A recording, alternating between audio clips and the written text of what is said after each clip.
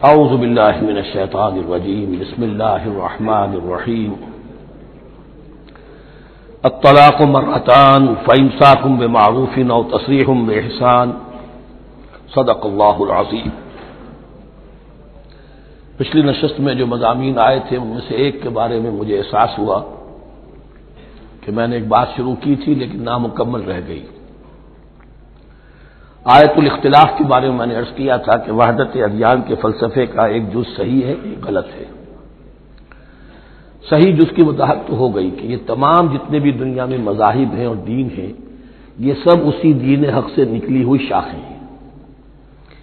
دین حق سے پگڈنڈیاں مڑی ہیں، صراط مستقیم سے پگڈنڈی مڑی ہے، کوئی بہت دور نکل گئی اور اس کا یوں سمجھیے کہ پہچانی ہوئی صورت بھی پہچانی نہیں جاتی، اتنی دور ہو گئی کہ اس کا اس دین حق کے ساتھ اب کوئی رشتہ نظر ہی نہیں آتا۔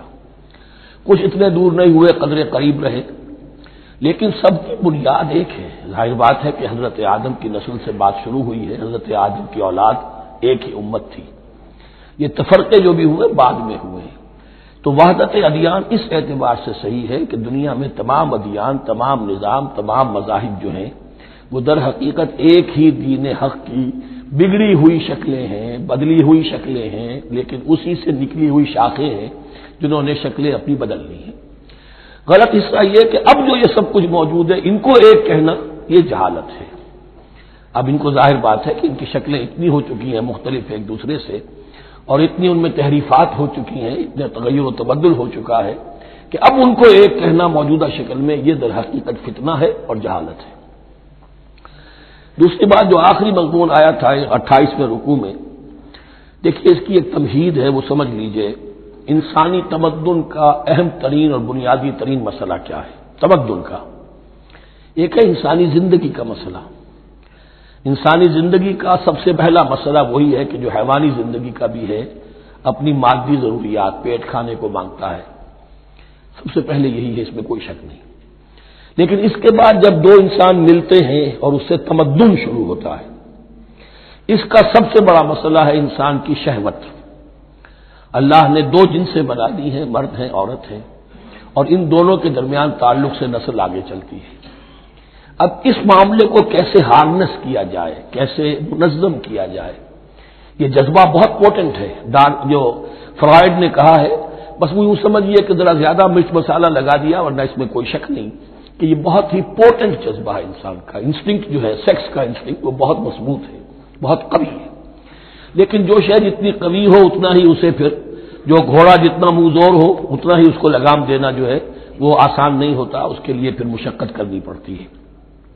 تو اب اگر تو اس سیکس کو اوپن کر دیا جاتا، کھلا سیکس، فری سیکس، آج کل یہ لفظ استعمال ہوتا ہے، فری سیکس، کیوس ہوتا، تمدن میں فساد ہو جاتا۔ اس کے لیے شادی کا معاملہ کہ ایک عورت کا ایک مرد کے ساتھ رشتہ رہے، سب کو معلوم ہو کہ یہ اس کی بیوی ہے، یہ اس کا شوہر ہے، تاکہ اس طریقے سے نسب کا معاملہ بھی چلے اور ایک خاندانی ادارہ وجود میں آئے۔ ورنہ تو خاندانی ادارہ بس کیسے وجود میں آئے گا؟ فری سیکس میں تو خاندانی ادارہ وجود میں آ ہی نہیں سکتا۔ تو شادی کا، نکاح کا یہ رشتہ جو ہے یہ اللہ تعالیٰ نے اختیار کیا اور یہ انسانوں کو سکھایا۔ اب اس میں مرد اور عورت کیا بالکل برابر ہیں؟ اس سے بڑی حماقت کوئی نہیں، اس لیے کہ کسی بھی ادارے کے دو برابر کے سربراہ نہیں ہو سکتے۔ اتنی موٹی بات ہے کہ اگر آپ کسی ایک محکمے کے دو ڈائریکٹر بنا دیں، بات غلط ہو جائے گی، خراب ہو جائے گی۔ ایک ڈائریکٹر، مینیجنگ ڈائریکٹر، دوسرے 10 ڈائریکٹر بنا دیجیے آپ، لیکن اوپر ایک ہوگا، جنرل مینیجر ایک ہوگا، ڈپٹی مینیجر 10 رکھ دیجیے۔ ہر ادارے میں اگر نظم قائم کرنا ہے تو ایک اوپر ٹاپ پر ہونا چاہیے۔ لہذا جب ایک مرد اور ایک عورت، مرد اور عورت انسان ہونے کے ناطے بالکل برابر ہیں، ایک ہی باپ کے نطفے سے بیٹا بھی ہے، بیٹی بھی ہے، ایک ہی ماں کے رحم میں بھائی نے بھی پرورش پائی ہے اور بہن نے بھی، اس اعتبار سے وہ برابر ہیں۔ شرف انسانیت میں، نوع انسانی کی حیثیت سے، human dignity and honour, they share both equally, absolutely equally. لیکن جب ایک مرد اور ایک عورت مل کر خاندان کے بنیاد رکھتے ہیں تو اب یہ برابر نہیں رہے۔ جیسے انسان سب برابر ہیں لیکن چپڑاسی اور افسر برابر نہیں ہے، اس کے کچھ اور اختیارات ہیں، اس کے کچھ اور اختیارات ہیں، اس کے کچھ اور فرائض ہیں، اس کے کچھ اور فرائض ہیں۔ اس طریقے سے اس رشتے کے معاملے میں اور یہ بھی نوٹ کر لیجئے کہ یہی وجہ اس قدر تفصیل کے ساتھ سب سے پہلے احکام قرآن میں دیے جا رہے ہیں اسی آئلی قوانین کے متعلق. لیکن تمدن کی جڑ بنیاد یہ ہے، یہاں سے خاندان بنتا ہے، اور خاندانوں کے اجتماع کا نام معاشرہ ہے. خاندان کا نظام، اب ہمارا پاکستانی جو معاشرہ ہے، اگر ہماری 14 کروڑ تعداد ہے اس وقت، 7 افراد ایک خاندان کے اگر آپ شمار کر لیں تو آپ سمجھیے اتنے خاندان ہماری دنیا میں اس وقت موجود ہیں. 2 کروڑ خاندان ہیں، ان خاندانوں پر مشتمل ہے. خاندان کا ادارہ مستحکم ہوگا، معاشرہ مستحکم ہو جائے گا. خاندان کے ادارے میں صلاح ہوگی، فلاح ہوگی، معاشرے میں صلاح و فلاح آئے گی. وہاں فتور ہوگا، فساد ہوگا، بے چینی ہوگی، ظلم ہوگا، ناانصافی ہوگی، وہاں کنفلکٹس ہوں گے، میاں اور بیوی میں جھگڑے ہو رہے ہوں گے تو اولاد کی پھر وہاں تربیت صحیح نہیں ہو سکتی، ان کی تربیت میں منفی چیزیں شامل ہو جائیں گی. تو یہ ساری چیزیں جس کی وجہ سے بڑی تفصیل سے قرآن مجید میں احکام دیے گئے ہیں آئلی قوانین. ان میں جہاں تک یہ معاملات ہے، طلاق کا معاملہ ہے، اس میں برابر نہیں ہے. شادی کرنے میں عورت کو بھی حق ہے، وہ شادی سے انکار کر دے تو جبر نہیں کیا جا سکتا. ایک مرتبہ وہ نکاح میں آ گئی ہے تو اب شوہر کا پلڑا بھاری ہے. شوہر اسے طلاق دے سکتا ہے، اگر ظلم کے ساتھ دے گا اللہ کے ہاں جواب دہی کرے گا اور اس کا پکڑ ہو جائے گی، لیکن اختیار ہے. وہ خود طلاق نہیں دے سکتی، البتہ طلاق حاصل کر سکتی ہے خلا جسے ہم کہتے ہیں. وہ عدالت کے ذریعے سے، بڑوں کے ذریعے سے، رشتہ داروں کے ذریعے سے خلا کرے، لیکن طلاق دینے کا حق اس کو برابر نہیں ہے مرد کی طرح. اسی طرح اگر ایک طلاق دی تھی مرد نے اور اب یہ عدت پوری نہیں ہوئی ہے، وہ بؤولتہن احق بردہن، اب وہ کہے تُو نے طلاق دے دیا، میں تیرے گھر میں بسنے کو تیار نہیں ہوں، نہیں، اختیار مرد کا ہے. عدت کے اندر 3 مہینے کے اندر وہ اس کو واپس لے سکتا ہے. اس کو طلاق رجعی کہتے ہیں. یہ تمام چیزیں ایسی ہیں کہ بہرحال خواتین کو اچھی نہیں لگتی. اور آج کی دنیا میں تو جو یہ مرد و عورت کی مساوات کا سلسلہ ہے، یہ شیطان کا سب سے بڑا فلسفہ اور معاشرے میں فساد اور گندگی پیدا کرنے کا اس کا سب سے بڑا ہتھیار ہے. اور اب جو کچھ رہی صحیح اقدار ہماری ایشیا کے ممالک جو ہیں، زیادہ تر مسلمان ممالک ہیں، ان میں خاندانی نظام کی جو بچی کھچی شکل رہ گئی ہے اس کو برباد کرنے کے لیے یہ قاہرہ کانفرنس اور بیجنگ کانفرنس، اس ایشیا کا گھیراؤ دونوں طرف سے، مشرق سے اور مغرب سے، کہ عورت کو آزاد کرو، عورت کو اٹھاؤ، ایمینسیپیشن کے نام پر، آزادی کے نام پر، اور مردوں عورت کی مساوات کے نام پر، تاکہ خاندانی نظام ٹوٹ کر رہ جائے جیسے کہ ان کے ہاں ٹوٹ چکا ہے. خاندانی نظام نے، یہ کلنٹن صاحب نے کہا تھا اپنے سال 9 کے میسج میں کہ عنقریب ہماری قوم، امریکن نیشن، بہت جلد اس کی اکثریت حرامزادوں پر مشتمل ہوگی. Born out of wedlock, وہ کسی شادی کے نکاح کے نتیجے میں کوئی وجود میں نہیں آئے ہیں، زنا کے نتیجے میں وجود آئی بھی قوم ہوگی. 1 پیرنٹ فیملی رہ گئی ہے، ماں ہی باپ ہے اور وہی ماں ہے، اور وہ دونوں وہ جانتے ہی نہیں. اب وہاں بڑی ایک مہم اٹھ رہی ہے کہ ہر انسان کا حق ہے کہ اسے معلوم ہو کہ میرا باپ کون ہے. وہاں تو بہت سے لوگ پتہ ہی باپ کون ہے میرا کیا پتہ. یہ تباہی ہے جو اس معاشرے پر آ چکی ہے، اور ہمارے ہاں بھی لوگ اسی معاشرے کی نقالی پر چل رہے ہیں. اور یہ نظریہ مساوات مرد و زن جو ہے یہ بہت ہی یوں سمجھیے کہ تابناک اور بہت اچھے الفاظ کے ساتھ سامنے آ رہا ہے. البتہ اس کا دوسرا رخ بھی ہے. اسلام نے عورت کو جو حقوق دیے ہیں بدقسمتی سے ہم مسلمانوں نے وہ بھی ان کو نہیں دیے. اس کی وجہ یہ ہے کہ ہمارے اوپر ہمارا ہانٹ کر رہا ہے ہمارا ہندوانہ پس منظر.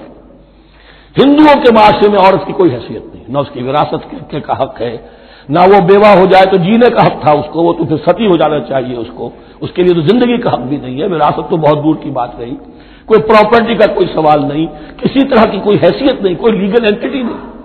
لیکن ہم مسلمان تو ہو گئے، ہمارے آباء و اجداد، تربیت ہوئی نہیں، لہذا ہمارے اوپر وہی تصورات ہیں. عورت کو جو ہے پاؤں کی جوتی کی طرح سمجھنا، یہ جو کچھ ہم کر رہے ہیں ان کے جائز حقوق بھی انہیں نہیں دیتے. اس کے نتیجے میں ہم جو مغرب کا ہم پر حملہ ہے اس کو مؤثر کرنے میں گویا ہم مدد دے رہے ہیں.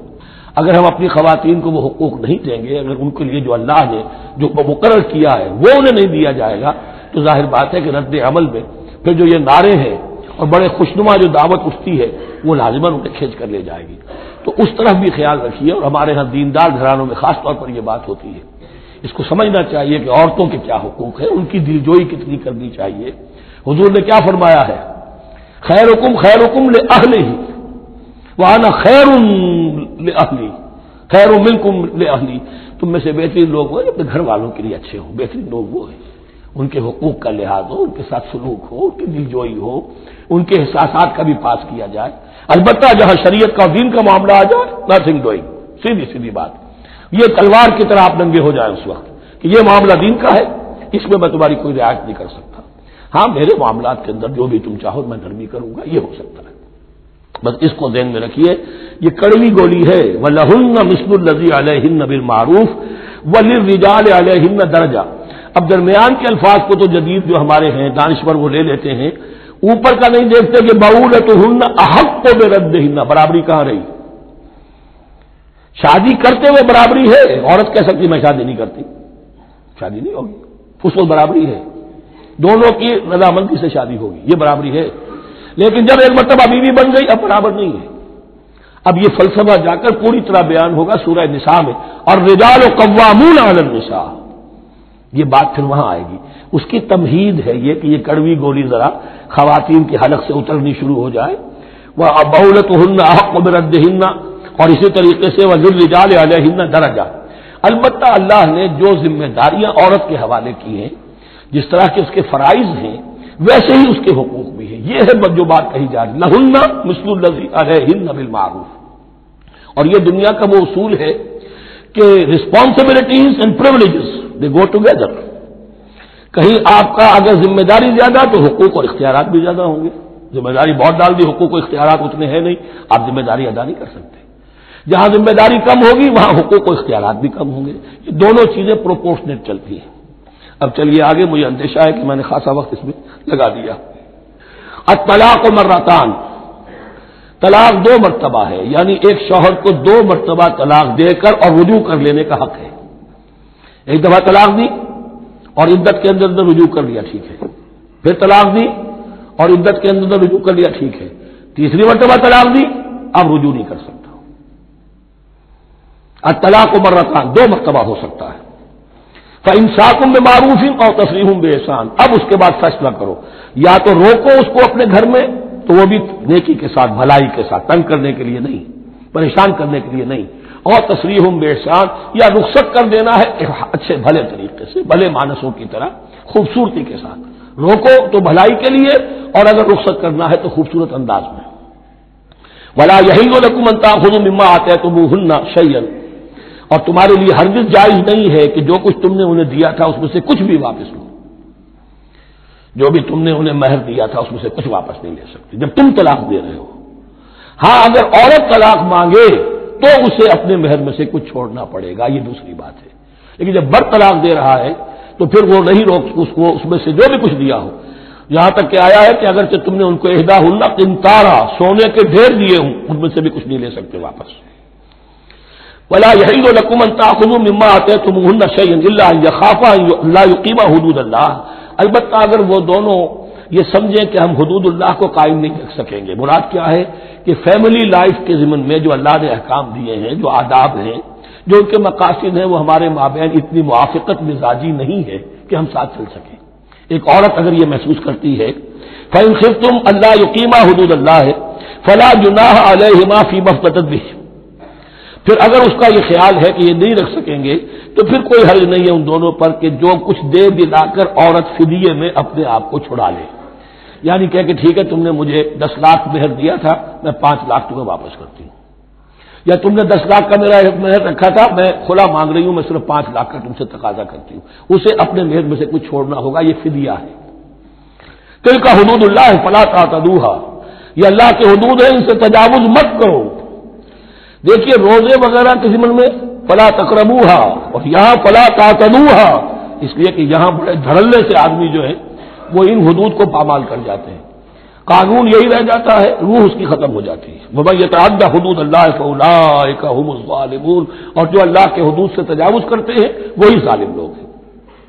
فَإِن طَلَّقَهَا، اب اگر تیسری مرتبہ طلاق دے دی، اور طلاق مرتان تو ہو چکا، اس کے بارے میں سارے احکام آ گئے، لیکن اب اگر یہ بھی مراد ہے تیسری مرتبہ، فَإِن طَلَّقَهَا فَلَا تَحِلُّ لَهُ مِن بَعْدُ حَتَّىٰ تَنكِحَ زَوْجًا غَيْرَهُ، تو اب وہ اس کے لیے جائز نہیں ہوگی جب تک کہ وہ عورت کسی اور شوہر سے شادی نہ کرے، اس کو حلالہ کہتے ہیں۔ لیکن یہ حلالہ کروانا یا کرنا اور کسی کے ساتھ یہ معاہدہ کرنا تم شادی کر لو پھر طلاق دے دینا، اس پر لعنت فرمائی ہے، حضور نے لعنت فرمائی ہے۔ اور ہمارے ہاں علم میں آتی ہے، یہ بات سننے میں آتی ہے کہ بہت سے علماء نے اس کو دھندا بنا رکھا ہے۔ حلالہ مولوی مشہور ہیں مختلف شہروں کے اندر،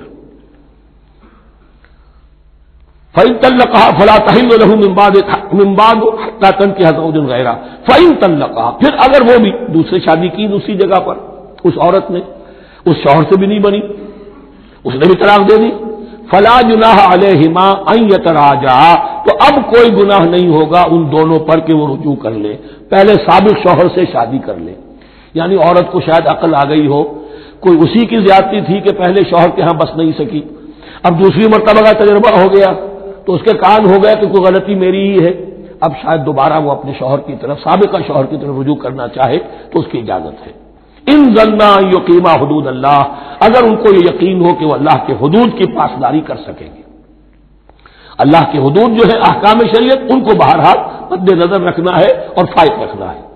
وَتِلْكَ حُدُودُ اللَّهِ يُبَيِّنُهَا لِقَوْمٍ يَعْلَمُونَ، اور یہ وہ حدود ہیں اللہ کے جن کو وہ واضح کر رہا ہے، کھول کھول کر بیان کر رہا ہے ان لوگوں کے لیے کہ جو علم حاصل کرنا چاہیں۔ ترجمہ یہ ہوتا ہے عام طور پر جنہیں علم حاصل ہے، اصل میں کسی وقت فعل کو طلب فعل کے معنی میں استعمال کیا جاتا ہے عربی زبان میں، یعلمون جو جاننا چاہیں، جن کے اندر طلب ہے ان کی۔ وَإِذَا طَلَّقْتُمُ النِّسَاءَ فَبَلَغْنَ أَجَلَهُنَّ، تو جب تم لوگ اپنی بیویوں کو طلاق دو اور پھر وہ اپنی عدت پوری کر لیں، فَأَمْسِكُوهُنَّ بِمَعْرُوفٍ أَوْ سَرِّحُوهُنَّ بِمَعْرُوفٍ، تو اب چاہو تو روکو انہیں لیکن معروف طریقے سے، اور چاہو تو انہیں رخصت کر دو وہ بھی اچھے طریقے پر۔ وَلَا تُمْسِكُوهُنَّ ضِرَارًا لِتَعْتَدُوا، اور دیکھو ایسا نہ کرو کہ تم روکو انہیں تنگ کرنے کے لیے۔ اچھا ذرا اس کی میں اور خبر لوں گا رجوع کر کے، ذرا اگر تو طلاق ہو گئی تو آزاد ہو جائے گی، غصہ اتنا چڑھا ہوا ہے کہ ابھی وہ غصہ ٹھنڈا نہیں ہوا ہے، رجوع کر رہا ہے اس لیے کہ اسے اور پریشان کروں، اسے اور تکلیفیں پہنچاؤں۔ تو اب یہ کیا ہوا، قانون تو اجازت دے رہا ہے لیکن تم نے قانون کا مذاق اڑایا، تم نے اللہ کی دی ہوئی اس اجازت کا ناجائز استعمال کیا۔ ہاں اگر بسانے کا واقعی ارادہ ہو گیا ہے تو ضرور تم رجوع کر لو، رجوع کا حق تمہیں ہے، لیکن اگر یہ نہیں ہے، پریشان کرنا ہے، فلا تمسکوہن ولا تمسکوہن ضرارا لتعتدوا، ضدم ضدہ ان پر زیادتی کرنے کے لیے، ستانے کے لیے۔ ومن یفعل ذلک فقد ظلم نفسہ، اور جو کوئی بھی یہ کام کرے گا اس نے اپنی جان پر ظلم ڈھایا۔ ولا تتخذوا آیات اللہ ہزوا، اور دیکھو اللہ کی آیات کو مذاق اور کھیل نہ بنا لو، ٹھٹھا نہ بنا لو۔ یہ اچھی طرح جان لیجیے، law is law and there can be law which has no flaw, flawless law is impossible. اس لیے تقوی، اللہ کا خوف ہر جگہ پر بار بار، ورنہ تم اللہ کی شریعت کا تماشا بنا دو گے، ٹھٹھا بنا دو گے۔ ولا تتخذوا آیات اللہ ہزوا واذکروا نعمت اللہ علیکم، اور یاد کرو، ذکر کرو، شعور کرو اللہ کے انعامات کا جو تم پر ہوئے ہیں۔ وما انزل علیکم من الکتاب والحکمت، اور جو اس نے نازل فرما دی ہے تم پر اپنی کتاب، اپنی شریعت اور حکمت، یعظکم بہ، اس کے ذریعے سے تمہیں نصیحت کر رہا ہے، سیدھا راستہ بتا رہا ہے۔ واتقوا اللہ، اللہ کا تقوی اختیار کرو۔ واعلموا ان اللہ بکل شیء علیم، اور جان لو کہ اللہ تعالیٰ کو ہر چیز کا حقیقی علم حاصل ہے۔ وَإِذَا طَلَّقْتُمُ النِّسَاءَ فَبَلَغْنَ أَجَلَهُنَّ فَلَا تَعْضُلُوهُنَّ أَن يَنكِحْنَ أَزْوَاجَهُنَّ إِذَا تَرَاضَوْا بَيْنَهُم بِالْمَعْرُوفِ، اور جب تم اپنی عورتوں کو طلاق دے دو پھر وہ اپنی عدت پوری کر لیں تو مت آڑے آؤ اس میں کہ وہ عورتیں پھر نکاح کر لیں اپنے سابق ازواج سے، اذا تراضوا بینہم بالمعروف، جبکہ وہ آپس میں رضامند ہو جائیں بھلے طریقے پر۔ یعنی اگر طلاق مغلظ نہیں ہے، دیکھیے ایک طلاق ہوتی ہے بائن، پہلی طلاق دوسری طلاق، یہ جب تک عدت ختم نہیں ہوئی طلاق رجعی کہلاتی ہے، جس کے دوران شوہر کو رجوع کرنے کا حق ہے۔ عدت پوری ہو گئی، اب یہ بائن ہو گئی، اب شوہر اور بیوی کا جو رشتہ ہے ٹوٹ گیا۔ اب اگر نکاح ہوگا تو دوبارہ ہوگا، اس میں عورت کی مرضی کو دخل ہے۔ عدت کے اندر عورت کی مرضی کو دخل نہیں ہے، لیکن عدت کے بعد اب عورت کو اختیار ہے، اب تو نکاح ثانی ہوگا، سوائے طلاق مغلظ کے۔ تیسری طلاق اگر ہو گئی ہے تو پھر جب تک اس کا نکاح کسی اور سے نہ ہو جائے، وہ بھی طلاق دے دے، تو ان کے درمیان نکاح نہیں ہو سکتا۔ گویا کہ یہ دو طلاقوں کے بعد اگر پھر یہ لوگ جبکہ طلاق بائن ہو چکی ہو، وہی عورت وہی مرد پھر نکاح کرنا چاہیں تو اب تم آڑے مت آؤ۔ ہوتا کیا ہے، عورت کے بھائی ہیں، اب انہیں غصہ چڑھا ہوا، اس بدماش نے یہ کچھ کیا تھا، اس نے تمہیں ایسے ایسے ستایا تھا، اس نے یہ کیا تھا، اب تمہیں ہم شادی نہیں کرنے دیں گے اس کے ساتھ، نہیں، یہ کام تمہارا نہیں ہے۔ اگر وہ اذا تراضوا بینہم، اگر وہ باہم راضی ہو جائیں تو تم اب ان کے آڑے مت آؤ، بالمعروف، ذالک یوعظ بہ من کان منکم یؤمن باللہ والیوم الآخر، یہ وہ چیزیں ہیں جن کی نصیحت کی جا رہی ہے تم میں سے ان کو جو واقعتاً ایمان رکھتے ہو اللہ پر اور یوم آخر پر۔ ان کے اندر ایمان ہی نہیں ہے، ان کے لیے یہ سارا جو ہے بھینس کے آگے بین بجائے جاؤ کیا حاصل ہے، وہ تو پھر اس کو کوئی فائدہ نہیں پہنچے گا۔ ذالک یوعظ بہ من کان منکم یؤمن باللہ والیوم الآخر ذالکم ازکیٰ لکم واطہر، یہ طریقے جو ہیں تمہارے لیے زیادہ پاک ہیں، زیادہ عمدہ ہیں۔ واللہ یعلم وانتم لا تعلمون، اللہ جانتا ہے تم نہیں جانتے۔ اپنی عقل کو مقدم نہ رکھو، یہ اللہ کا علم ہے، اسی نے عورت کو بنایا، اسی نے مرد کو بنایا، اسے مرد بھی عزیز ہے، عورت بھی عزیز ہے۔ الخلق عیال اللہ، حضور نے فرمایا تمام مخلوق اللہ کے کنبے کے مانند ہے۔ اللہ کو تو اپنا ہر انسان مرد ہو یا عورت ہو محبوب ہے، پسندیدہ ہے، اس کی تخلیق ہے، اس کا شاہکار ہے، لیکن یہ کہ وہ جانتا ہے کہ عورت کے کیا حقوق ہونے چاہیے، مرد کے کیا ہونے چاہیے، لہذا واللہ یعلم وانتم لا تعلمون والوالدات یرضعن اولادہن حولین کاملین، اور والداؤں کے لیے، ماؤں کے لیے ضروری ہے کہ وہ اپنی اولاد کو 2 سال دودھ پلائیں پورا، اور یہ خاص طور پر یہاں تذکرہ ہو رہا ہے جب طلاق کا مسئلہ ہو۔ اب طلاق ہو گئی، شوہر تو علیحدہ ہو گیا، شوہر کہتا ہے بھائی میرا بچہ تو میرا ہے، قانوناً تو اولاد شوہر کی ہوتی ہے، لیکن تم اسے دودھ پلاؤ، تو 2 سال تک وہ عورت انکار نہیں کر سکتی، دودھ پلائے گی۔ لمن اراد ان یتم الرضاعہ، جو شخص چاہے کہ یہ رضاعت پوری کروائے اپنی سابقہ مطلقہ بیوی سے، وعلی المولود لہ رزقہن وکسوتہن بالمعروف، لیکن اس عرصے کے لیے جس کی وہ اولاد ہے یعنی شوہر جو سابق ہے اس کے ذمے ہے اس کا رزق اور اس کا لباس، جسے ہم نان نفقہ کہتے ہیں۔ 2 سال اگر اس نے دودھ پلانا ہے اس ماں نے، مطلقہ ماں نے اپنے طلاق دینے والے شوہر کے بیٹے کو یا بیٹی کو، تو اب اس عرصے کے دوران اس کا نان نفقہ اس کے ذمے ہے، باپ کے ذمے ہے، بالمعروف، بڑے طریقے سے، یعنی یہ کہ ایسا نہ ہو کہ ہو تو کروڑ پتی لیکن اب وہ اس کو بیوی کو مطلقہ کو وہ دینا چاہے نان نفقہ اپنی خادماؤں کی طرح کا، نہیں، وہ ہونا چاہیے معروف طریقے پر۔ لا تکلف نفس الا وسعها، کسی پر ذمہ داری نہیں ڈالی جاتی مگر اس کی وسعت کے مطابق۔ لا تضار والدۃ بولدها، نہ تو تکلیف پہنچائی جائے والدہ کو اپنے بچے کی وجہ سے، ولا مولود لہ بولدہ، نہ جس کا وہ اولاد ہے، جس کا وہ بیٹا یا بیٹی ہے یعنی باپ، نہ اس کو تکلیف پہنچائی جائے، کوئی لا ضرر ولا ضرار، حضور کی حدیث ہے، دونوں کے ساتھ منصفانہ سلوک کیا جائے۔ وعلی الوارث مثل ذلک، اب فرض کیجیے وہ شخص جو تھا طلاق دینے والا وہ تو مر گیا، تو وارث کے ذمے، اس کا جو وارث ہے اس کے ذمے نان نفقہ رہے گا، اس کے اپنے مرحوم والد کی اگر اولاد اس کی کسی متعلقہ بیوی کے پاس ہے 2 سال تک دودھ پلانے کے لیے۔ فإن ارادہ فصالا، اب یہ بھی ہو سکتا ہے کہ وہ دونوں جو ہے کہے کہ سب میں تو دودھ نہیں پلاتی، یا یہ کہ وہ شوہر چاہے ان تراض منہما، دونوں راضی ہو جائیں کہ میں دودھ نہیں پلواتی، دودھ چھڑوا دیجیے، وتشاور، آپس میں رضامندی اور مشورت سے، فلا جناح علیہما، اس میں بھی کوئی حرج نہیں۔ اگر دودھ چھڑوانا چاہیں، وہ کسی اور سے دودھ پلوانا چاہتے ہیں، کوئی دایا رکھ لی ہے اس سے دودھ پلوانا چاہتا ہے، ٹھیک ہے، لیکن ہونا چاہیے جبر نہ ہو، ماں پر جبر نہ ہو، ان تراض منہما، دونوں کی رضامندی سے، وتشاور، اور مشورے سے، فلا جناح علیہما، تو پھر ان دونوں پر کوئی حرج نہیں ہے، اذا سلمتم ما آتیتم بالمعروف، جب کہ تم اس کی ماں کو وہ سب کچھ دے دو جس کا کہ تم نے اسے وعدہ کیا تھا۔ یہ نہ ہو کہ نان نفقے کو بچانے کے لیے اب تم کہو درمیان میں کہ چھوڑو جی مجھے تو سستی عورت مل رہی ہے دودھ پلا سکتی ہے، نہیں۔ وَإِنْ أَرَدْتُمْ أَنْ تَسْتَرْضِعُوا أَوْلَادَكُمْ فَلَا جُنَاحَ عَلَيْكُمْ، اگر تم چاہو کسی اور سے اب دودھ پلوانا، رضاعت کروانا، تو اس میں بھی کوئی حرج نہیں۔ فَلَا جُنَاحَ عَلَيْكُمْ إِذَا سَلَّمْتُمْ مَا آتَيْتُمْ بِالْمَعْرُوفِ، جبکہ ان کی ماں، اس کی ماں کو تم دے چکو جو کچھ کہ تم نے طے کیا تھا معروف اور بھلے طریقے پر۔ واتقوا اللہ، اور اللہ کا تقوی اختیار کرو، واعلموا ان اللہ بما تعملون بصیر، اور جان لو کہ جو کچھ تم کر رہے ہو اللہ اسے دیکھ رہا ہے۔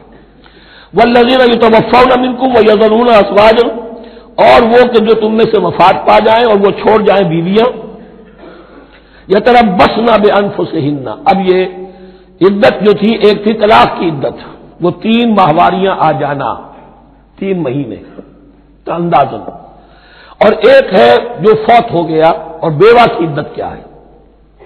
والذین یتوفون، جو تم میں سے وفات دے دیے جائیں، منکم تم میں سے، ویذرون ازواجا، پیچھے بیویاں چھوڑ گئے ہوں، یتربصن بانفسہن 4 اشہر وعشرہ، وہ روکے رکھیں اپنے نفسوں کو 4 مہینے اور 10 دن، 4 مہینے 10 دن تک ایک جو بیوہ عورت ہے وہ کوئی اور نکاح نہیں کر سکتی، 4 مہینے 10 دن۔ فَإِذَا بَلَغْنَ أَجَلَهُنَّ، اور جب وہ اپنی اس مدت تک پہنچ جائیں، یعنی پوری ہو گئی مدت عدت کی، فَلَا جُنَاحَ عَلَيْكُمْ فِيمَا فَعَلْنَ فِي أَنفُسِهِنَّ، تو تم پر کوئی گناہ نہیں ہے اس معاملے میں جو وہ اپنے بارے میں کرے۔ اب وہ آزاد ہے، نکاح کر سکتی ہے۔ اب تم روکنا چاہو، ہماری ناک کٹ جائے گی، یہ بیوہ بیٹھ نہیں سکی، اس سے رہا نہیں گیا، نہیں، غلط بات، تمہارا کوئی اختیار نہیں۔ لا جناح علیکم فیما فعلن فی انفسہن بالمعروف، کرے نیک طریقے سے، بھلے طریقے سے، شریعت کے مطابق، قواعد شریعت کے مطابق، تو تمہارا اختیار نہیں ہے کہ روکو۔ واللہ بما تعملون خبیر، اور جو کچھ تم کر رہے ہو اللہ اس سے باخبر ہے۔ ولا جناح علیکم فیما عرضتم بہ من خطبۃ النساء واکننتم فی انفسکم، اب یہ انہی بیواؤں کا ذکر ہو رہا ہے، تم پر کوئی حرج نہیں ہے کہ جو تم اشارے میں کوئی بات اور پیغام دینا چاہو کسی بیوہ کو، اشارے کنائے میں، لیکن یہ کہ اس میں عدت کے دوران نکاح تو نہیں ہو سکتا، اشارے کنائے میں یہ کچھ بات کہی جا سکتی ہے کہ مجھے دلچسپی ہے، شاید میں کوئی بھی طریقہ اختیار کیا جائے۔ او اکننتم فی انفسکم، یا اپنے دلوں میں چھپائے رکھو، تو اللہ کو کوئی اعتراض نہیں۔ اس میں یہ کہ ظاہر بات ہے کہ ایک آدمی علم اللہ انکم ستذکرونہن، اللہ کے علم میں ہے تمہیں ان کا خیال تو آئے گا ہی، آخر یہ عورت تھی، بیوہ ہو گئی ہے، اب میں اسے شادی کر سکتا ہوں، آپ کو رغبت ہے اس کی طرف نکاح کی، تو اب کوئی آدمی سوچے میرے دل میں خیال آ رہا ہے بیوہ کے بارے میں، میں تو گناہ گار ہو گیا، میرا دل گناہ گار ہو گیا، نہیں، یہ قانون فطرت ہے۔ علم اللہ انکم ستذکرونہن، اللہ کے علم میں ہے، ان کا خیال تو تمہیں آئے گا ہی۔ ولکن لا تواعدوہن سرا، لیکن ایسا نہ کرو کہ ان سے معاہدہ کر لو خفیہ خفیہ، طے ہو جائے، بات پکی ہو جائے، سرا الا ان تقولوا قولا معروفا، سوائے اس کے کہ کوئی معروف بات کہہ دی جائے جس سے انہیں اشارہ بھی جائے، بس۔ ولا تعزموا عقدۃ النکاح حتی یبلغ الکتاب اجلہ، اور مت باندھو گراہ نکاح کی جب تک کہ قانون شریعت اپنی مدت پوری نہ کر لے، یعنی عدت جب تک پوری نہ ہو جائے۔ اب یہاں دیکھیے حتی یبلغ الکتاب، کتاب سے مراد شریعت، قانون شریعت، کتاب سے مراد یہاں کیا ہے کہ جو بھی قانون آ چکا ہے کتاب کے اندر، 4 مہینے 10 دن کے بعد نکاح اس سے پہلے نہیں ہوگا۔ وَاعْلَمُوا أَنَّ اللَّهَ يَعْلَمُ مَا فِي أَنفُسِكُمْ فَاحْذَرُوهُ، اور جان لو کہ اللہ خوب جانتا ہے جو تمہارے دلوں میں ہے، بس اس سے ڈرو، اس کی پکڑ سے بچو۔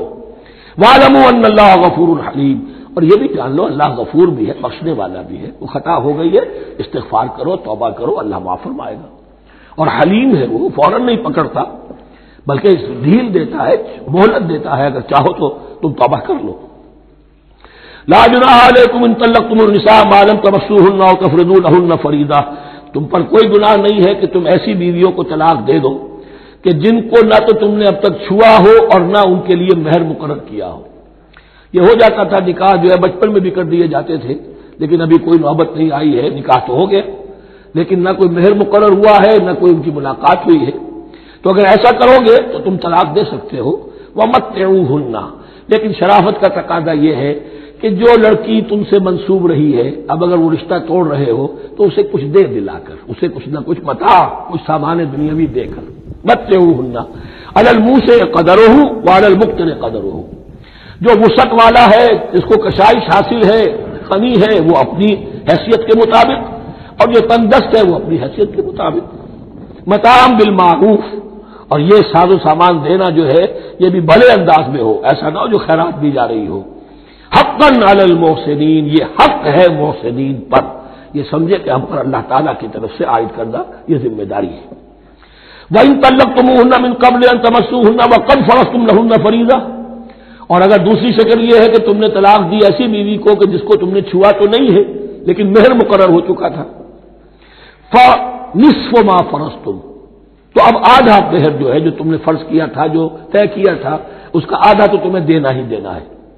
الا یعفونا، الا یہ کہ وہ معاف کر دیں، ہمیں آدھا بھی نہیں چاہیے، یا چلیے ہمیں چوتھائی دے دیجیے. اور یعفو الذی بیدہ عقدۃ النکاح، یا وہ اس کے اندر جو ہے سخاوت سے کام لے کہ جس کے ہاتھ میں نکاح کی گرا ہے. گرا تو مرد کے ہاتھ میں وہ کھول سکتا ہے، عورت طلاق دے نہیں سکتی، لہذا کیوں نہ ایسا کرو کہ تم پورا ہی مہر دے دو. فرمایا وان تعفو، اگر تم درگزر کرو اور زیادہ دو، اقرب للتقوی، یہ تقوی سے قریب تر ہے.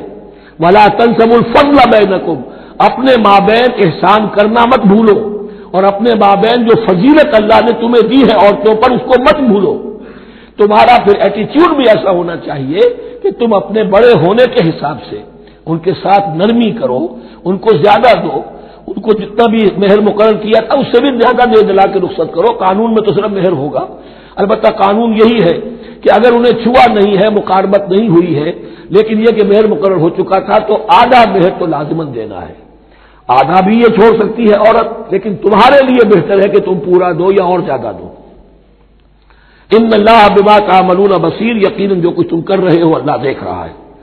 حافظوا علی الصلوات والصلاۃ الوسطی، محافظت کرو پوری طرح، چوکس ہو کر، چوکنے ہو کر تمام نمازوں کی، اور خاص طور پر صلاۃ وسطی کی. یعنی بار بار جو آ رہا ہے جان لو اللہ جانتا ہے، جان لو اللہ دیکھ رہا ہے، جو کچھ تم کر رہے ہو اللہ کی نگاہ میں ہے، جو کچھ تم کر رہے ہو اللہ باخبر ہے. یہ سارا کچھ جو ہے یہ اللہ کی یاد ذہن میں برقرار رکھنے کے لیے تمہیں نماز دی گئی ہے. 5 وقتہ تم حاضر ہو، دنیا کے کاروبار سے نکلو اور آ کر پھر عہد اللہ سے اپنا جو ہے، یہ جو حفیظ کا ایک شعر ہے، آؤ سجدے میں گرے لوح جبی تازہ کرے، سرکشی نے کر دیے دھندلے نقوش بندگی. آؤ سجدے میں گرے لوح جبی تازہ کرے. یہاں پر جو ہمارا بندگی کا نقش تھا سرکشی کی وجہ سے وہ دھندلے ہو گئے ہیں. سرکشی نے کر دیے دھندلے نقوش بندگی، آؤ سجدے میں گرے لوح جبی تازہ کریں، کہ پھر اس پر اللہ تعالیٰ کے ساتھ جو عہد کیا ہے ایاک نعبد و ایاک نستعین اسے پھر تازہ کریں. حافظوا علی الصلوات والصلاۃ الوسطی، صلاۃ وسطی کے بارے میں بہت سے اقوال ہیں، لیکن عام طور پر اس سے مراد عصر کی نماز لی گئی ہے. دن میں 2 نمازیں اس سے پہلے ہیں، فجر ہے، ظہر ہے، 2 پھر بعد میں ہے، مغرب ہے، عشاء ہے. وقوموا للہ قانتین، اور کھڑے ہوا کرو اللہ کے سامنے پورے ادب کے ساتھ. یعنی ایک تو رکوع ہے جس میں جھکنا ہے، سجدہ ہے جھکنے کی انتہا ہے، قیام بھی قنوت کے ساتھ ہو، معلوم ہو کہ ایک بندہ اپنے آقا کے سامنے کھڑا ہے. اس کے کھڑے ہونے کے انداز میں بھی معلوم ہو کہ تواضع ہے، عجز ہے. فإن خفتم فرجالا اور رکبانا، اور اگر تم خوف کی حالت میں ہو تو چاہے پیادہ چلتے ہوئے، سفر کرتے ہوئے، دشمن پیچھا کر رہا ہے، آپ کہیں جا رہے ہیں تو چاہے اب رکیں گے نماز پڑھیں گے تو وہ تعاقب میں قریب آ جائے گا، تو رجالا چلتے ہوئے، یا کہیں جلدی جانا ہے اور وہاں پر ابھی فوری طور پر حملہ کرنا ہے تو اس میں یہ ہے کہ جنگ کی حالت میں یہ رعایتیں ہیں. چلتے ہوئے اور رکبانا یا سوار ہونے کی حالت میں بھی نماز پڑھی جا سکتی ہے. فإذا أمنتم، لیکن پھر جب امن میں ہو جاؤ، فاذکروا اللہ کما علمکم، پھر اللہ کو یاد کرو جیسے کہ تمہیں اس نے سکھایا ہے. کس نے سکھایا ہے؟ محمد الرسول اللہ نے. صلو کما رأیتمونی اصلی، نماز پڑھو جیسے کہ تم مجھے دیکھتے ہو میں نماز پڑھتا ہوں.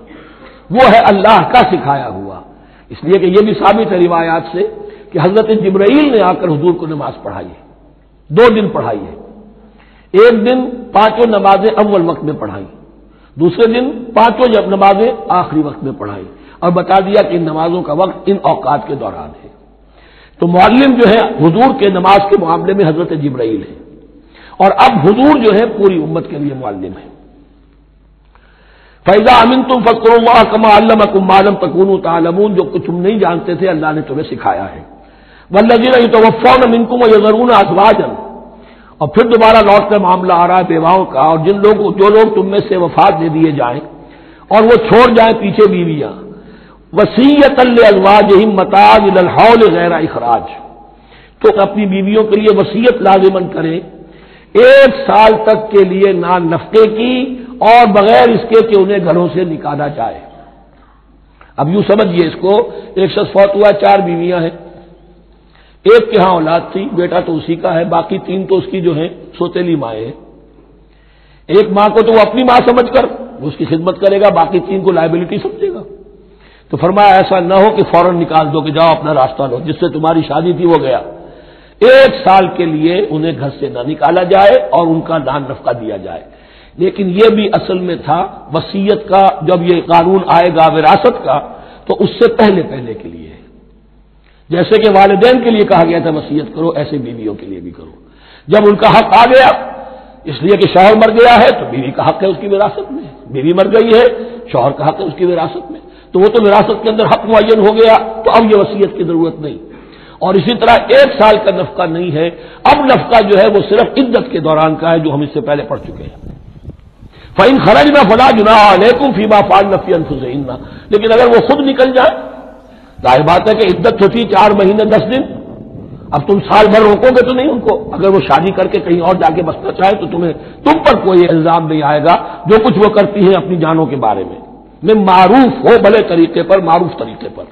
واللہ عزیز الحکیم، اور یقیناً اللہ تعالیٰ زبردست ہے، حکمت والا۔ وللمطلقات متاع بالمعروف، اسی طرح مطلقات کے لیے بھی ساز و سامان زندگی کی ضروریات ہے معروف طریقے پر، حقاً علی المتقین، لیکن یہ ہے عدت کے وقت تک کے لیے۔ اسی معاملے میں شاہبانو کیس میں ایک جو فیصلہ دیا تھا یہ کلکتہ ہائی کورٹ نے، اس پر پھر ہندوستان میں ایجیٹیشن ہوا۔ اس نے یہ فیصلہ دیا تھا کہ کوئی مسلمان اپنی بیوی کو طلاق دے دے تو اب وہ بیوی اگر تو دوسری شادی کر لے تب تو بات دوسری ہے، ورنہ جب تک زندہ رہے گی اس طلاق دینے والے پر اس کا نان نفقہ جو ہے رہے گا پوری زندگی تک۔ اس پر مسلمانوں نے کہا، بھارت کے مسلمانوں نے، یہ ہماری شریعت میں دخل اندازی ہے، شریعت نے صرف عدت تک کا حق رکھا ہے مطلقہ کے لیے، تم ساری زندگی کہاں سے لا رہے ہو؟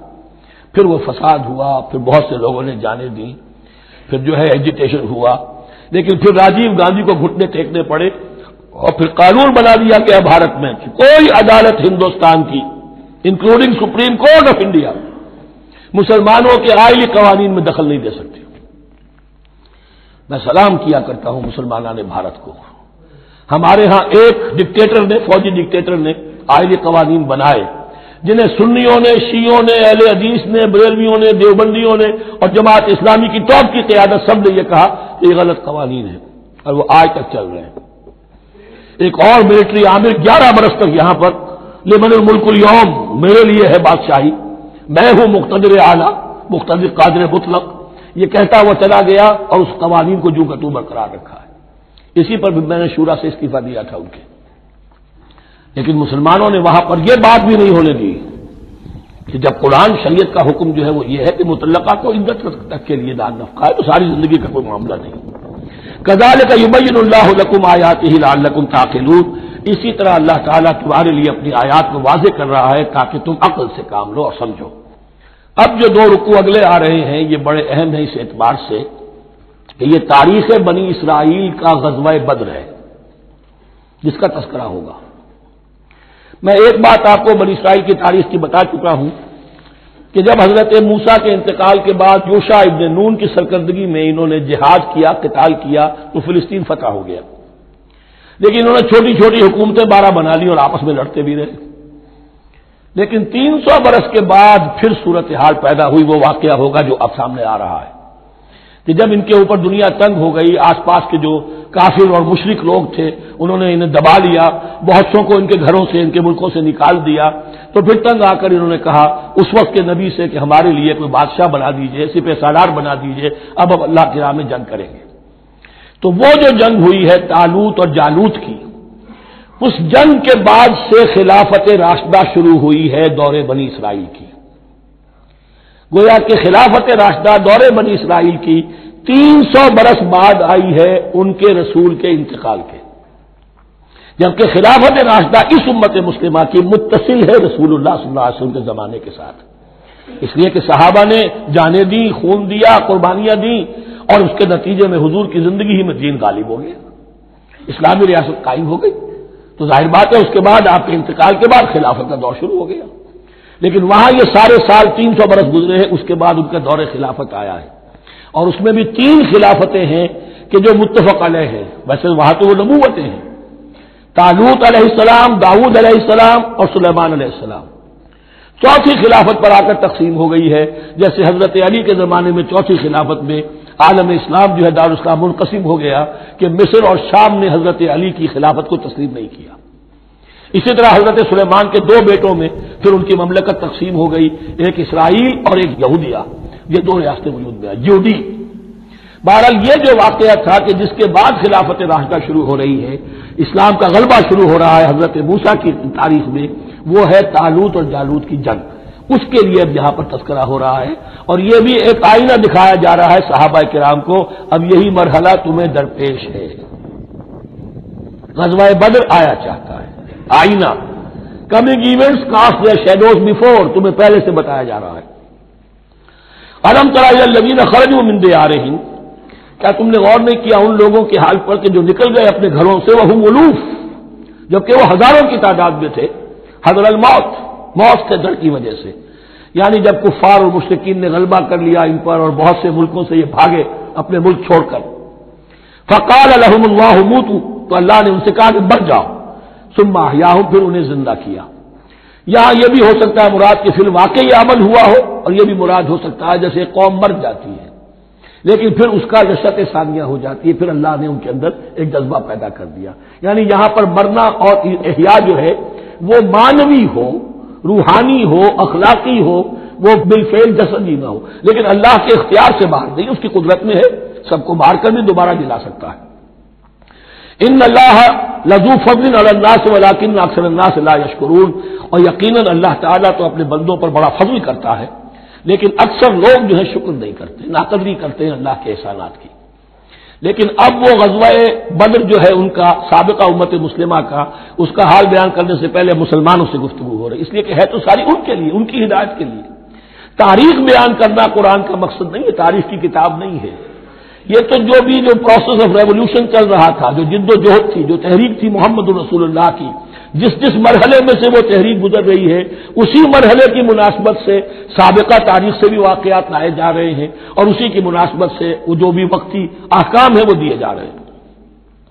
وَقَاتِلُوا فِي سَبِيلِ اللَّهِ وَاعْلَمُوا أَنَّ اللَّهَ سَمِيعٌ عَلِيمٌ، اور جنگ کرو اللہ کے راستے میں اور جان لو اللہ تعالیٰ سب کچھ سننے والا اور جاننے والا ہے۔ مَنْ ذَا الَّذِي يُقْرِضُ اللَّهَ قَرْضًا حَسَنًا فَيُضَاعِفَهُ لَهُ أَضْعَافًا كَثِيرًا، کون ہے وہ شخص کہ جو اللہ کو قرض حسنہ دے؟ یہ انفاق جب کیا جاتا ہے خالص اللہ کے دین کے لیے، تو اللہ کہتا ہے یہ میرے ذمہ قرض ہے، دین میرا ہے، تم میرے دین کو غالب کرنا چاہتے ہو، میری حکومت قائم کرنا چاہتے ہو، تو جو کچھ اس میں خرچ کرو گے وہ مجھ پر قرض ہے، قرض حسنہ ہے۔ من ذا الذی یقرض اللہ قرضا حسنا فیضاعفہ لہ، تو اللہ اس کو اس کے لیے بڑھاتا رہے، دگنا کرتا رہے، اضعافا کثیرا، دگنا چوگنا، بہت گنا۔ واللہ یقبض ویبسط، اور اللہ کے اختیار میں کسی چیز کو چھوٹا کر دینا، سکیر دینا اور کھول دینا اور کشائش کر دینا۔ وَإِلَيْهِ تُرْجَعُونَ، اور اسی کی طرف تمہیں لوٹا دیا جائے گا۔ یہاں دیکھیے یہ دونوں چیزیں، جہاد بالنفس اس کی آخری شکل قتال، اور جہاد بالمال اس کے لیے پہلے لفظ آ رہا تھا انفاق، اب قرض حسنہ، اللہ کو قرض حسنہ۔ أَلَمْ تَرَ إِلَى الْمَلَإِ مِن بَنِي إِسْرَائِيلَ مِن بَعْدِ مُوسَىٰ، کیا تم نے غور نہیں کیا موسیٰ کے بعد بنی اسرائیل کے سرداروں پر، ملا من بعد موسیٰ، اذ قالوا لنبی لہم، جبکہ انہوں نے اپنے نبی سے کہا، یہ تو میں آپ کو حدیث سنا چکا ہوں، کوئی وقت ایسا نہیں گزرا حضرت موسیٰ کے بعد کہ نبی کوئی نہ کوئی موجود نہ رہا ہو، حضرت عیسیٰ تک۔ اس زمانے کے جو نبی تھے ان سے انہوں نے کہا لہم ابعث لنا ملکا نقاتل فی سبیل اللہ، اب ہمارے لیے کوئی بادشاہ مقرر کر دیجئے تاکہ ہم اللہ کی راہ میں قتال کریں، جنگ کریں۔ یہاں بادشاہ سے مراد ہے جو سپہ سالار ہو، نبی ہے تو ظاہر بات ہے کہ نبی کا رتبہ تو بلند رہے گا، لیکن نبی کے تابع ہو کر کوئی شخص کہ جو جنگ کی سپہ سالاری کر سکے اس کو نامزد کر دیجئے۔ قال هل عصیتم ان كتب علیکم القتال الا تقاتلوا، جو نبی تھے یہ سموئیل نبی تھے، سموئیل، یہ آپ اولڈ ٹیسٹمنٹ میں پڑھیں گے سموئیل نبی، انہوں نے کہا کہ اس کا بھی اندیشہ ہے کہ جب جنگ فرض کر دی جائے اللہ تقاتلوا، پھر تم جنگ نہ کرو، یعنی ابھی تو بڑے تمہارے دعوے ہیں، بہادری دکھا رہے ہو، بڑا جوش و خروش ہے، کہیں ایسا تو نہیں ہوگا کہ ادھر سے میں اللہ تعالیٰ سے اجازت بھی لوں جنگ کی اور تمہارے لیے کوئی سپہ سالار یا بادشاہ بھی بنا دوں اور پھر تم جنگ سے نکل جاؤ۔ قالوا وما لنا الا نقاتل فی سبیل اللہ، ان کا کیا کیسے ممکن ہے کہ ہم اللہ کی راہ میں قتال نہ کریں؟ وقد اخرجنا من دیارنا وابنائنا، جبکہ ہمیں نکال دیا گیا ہمارے گھروں سے اور ملکوں سے اور اپنے بیٹوں سے، یعنی ان کی اولاد کو تو انہوں نے غلام بنا لیا، ان کی عورتوں کے باغیاں بنایا، اب یہ تو نکلے ہوئے ہیں اپنے ملکوں سے خوف سے بھاگے ہوئے۔ فلما كتب عليهم القتال، تو جب ان پر وہ جنگ فرض کر دی گئی، تولوا الا قليلا منهم، تو پیٹھ پھیر گئے سب کے سب سوائے کچھ لوگوں کے۔ یہ گویا کہ تنبیہ کی جا رہی ہے، مسلمانوں تم بھی بہت کہتے رہے ہو کہ حضور ہمیں جنگ کی اجازت ملنی چاہیے، ہم کب تک یہ ظلم سہیں گے، لیکن ایسا نہ ہو دیکھو اب جب جنگ کا حکم آئے، اب پڑھ چکے ہم وہ آیت كتب عليكم القتال وهو كره لكم، اب اچھی نہیں لگ رہی جنگ، جان تو پیاری ہے، تو اب دکھا دیا گیا وہاں بھی یہ ہوا۔ واللہ علیم بالظالمین، اور اللہ ایسے ظالموں سے خوب باخبر ہے۔ وقال لهم نبیہم، اور ان سے کہا ان کے نبی نے، ان اللہ قد بعث لكم طالوت ملکا، تمہارے لیے اللہ تعالیٰ نے طالوت کو بادشاہ مقرر کیا ہے۔ ان کا نام تورات میں آیا ہے سول یا ساؤل، SAUL۔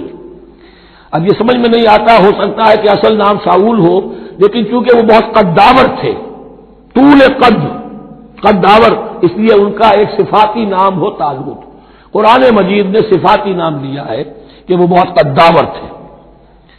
قالوا انا یکون لہ الملک علینا، اب انہوں نے کہا کیسے ہو سکتا ہے کہ اسے بادشاہت ملے ہمارے اوپر، ونحن احق بالملک منہ، ہمیں زیادہ حق حاصل ہے اس کے مقابلے میں کہ ہمیں بادشاہی دی جائے۔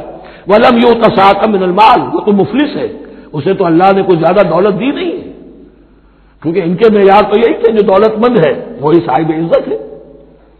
قال ان اللہ اصطفاہ علیکم، اب نبی نے کہا اب جو چاہو کہو، اللہ نے اس کو چن لیا ہے تم پر، یہ فیصلہ اب ہو چکا، اللہ کا فیصلہ ہے، ڈیوائن ججمنٹ ہے، ڈیوائن ڈیسیجن ہے، کین ناٹ بی ریووکڈ۔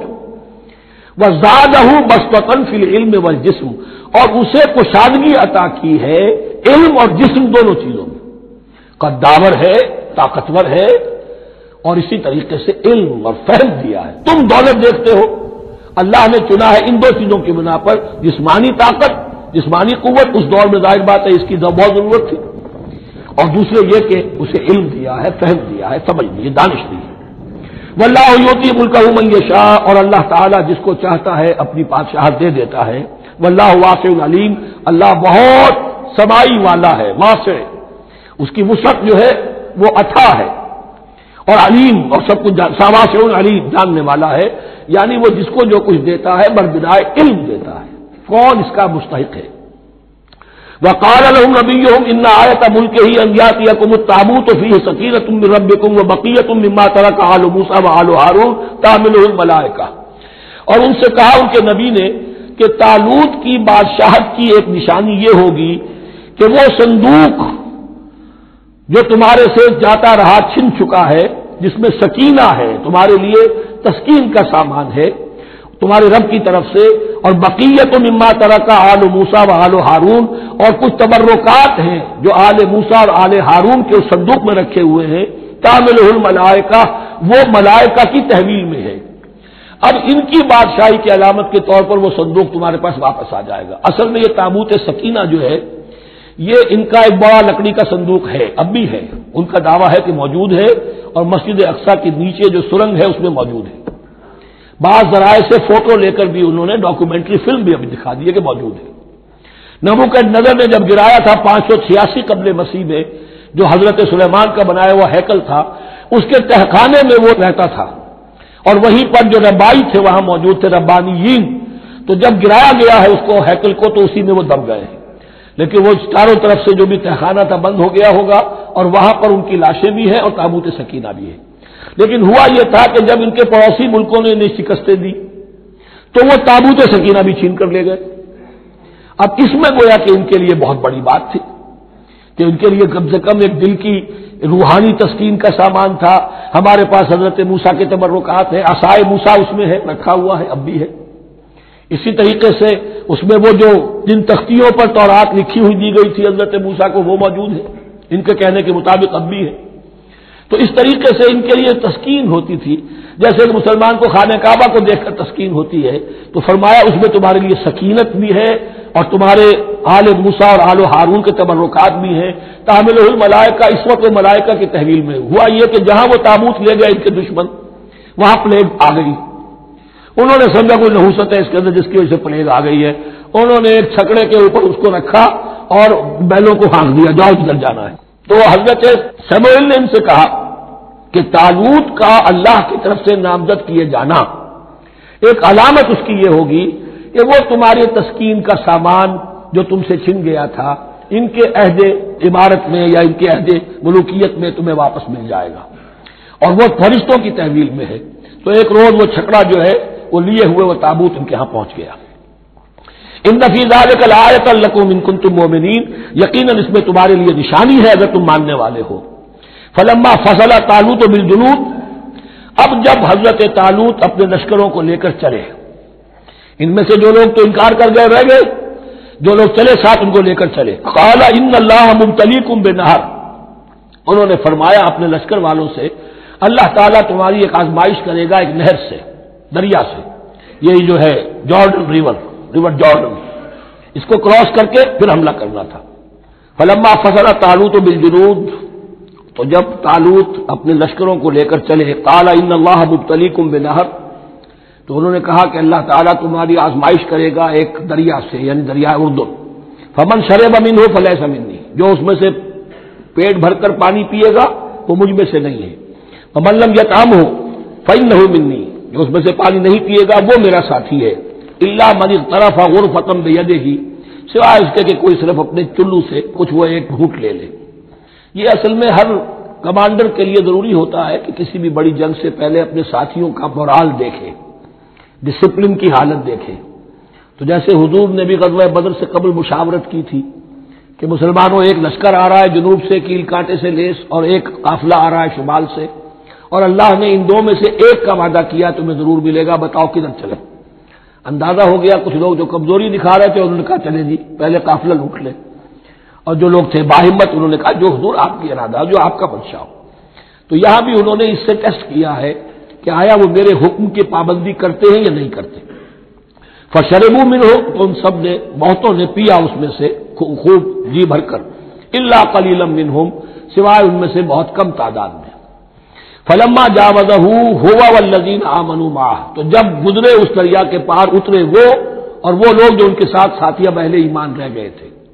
یعنی پہلی سکریننگ پہلے ہو چکی تھی جو قتال ہی کے منکر ہو گئے تھے اور اس کے بعد دوسری ہو گئی ہے کہ جو اس چھلنی میں سے نہیں نکل سکے وہ پانی پی کر بے سدھ ہو گئے.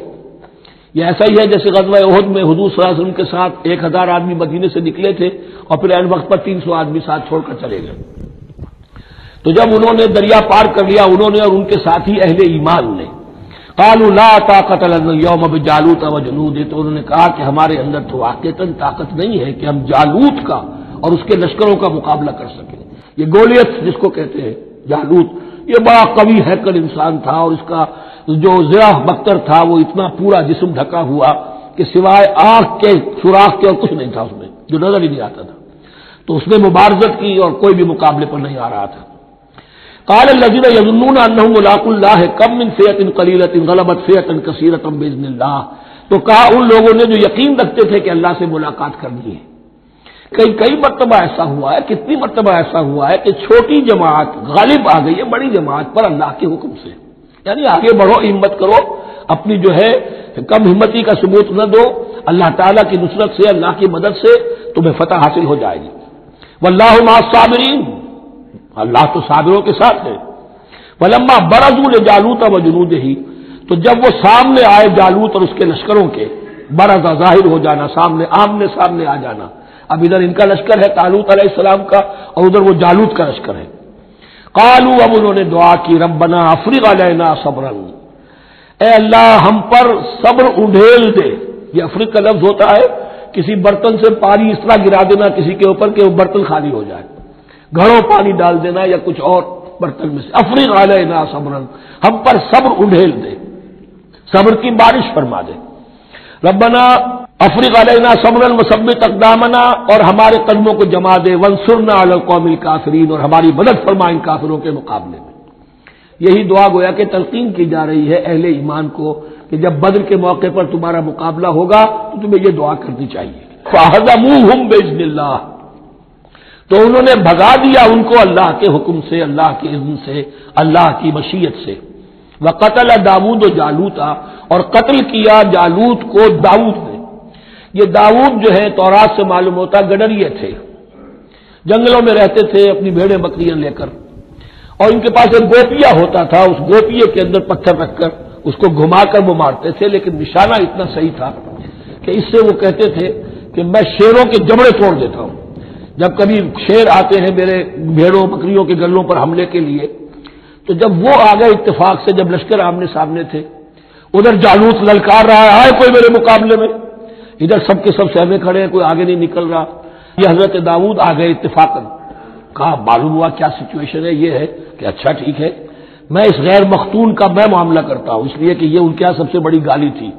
حضرت ابراہیم کی ملت میں ہے ختنہ، اور یہ جو کفار اور مشرک تھے ان کے یہاں ختنہ نہیں تھی، تو نامختون ہونا ان کے ہاں یہ سب سے بڑی گالی تھی۔